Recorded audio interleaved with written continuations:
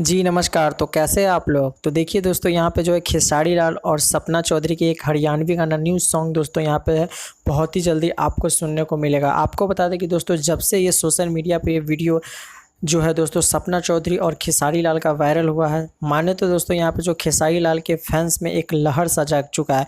तो आपको बता दें कि दोस्तों यहाँ पे जो इनका जो शूटिंग चल रहा है इस हरियाणवी सॉन्ग का सपना चौधरी और खेसारी लाल के साथ, ये दोस्तों यहाँ पे जो है चंडीगढ़ में, पंजाब के चंडीगढ़ में चल रहा है। तो दोस्तों आपको बता दें कि बहुत ही खुशी की लहर है यहाँ पे जो है खेसारी लाल के फैंस के द्वारा। तो बताइए दोस्तों यहाँ पे जो है कब तक ये गाना रिलीज़ हो जाएगा और गाना में कितना उत्साह है, और दोस्तों यहाँ जो ये गाना जो आने वाला है, ये गाना आप कितना पसंद कर रहे हैं। ये गाना जो है दोस्तों फिलहाल में ये तो सीधे गाना एक शूटिंग के दौरान पे यहाँ पे जो छोटा सा क्लिप शेयर किया गया है, पर आपका जो पूरा गाना आएगा तो आपको पता चलेगा कि दोस्तों यहाँ पे जो कितना अच्छा गाना होने वाला है। तो मिलते हैं अगले वीडियो में। धन्यवाद दोस्तों, एक छोटा सा अपडेट था।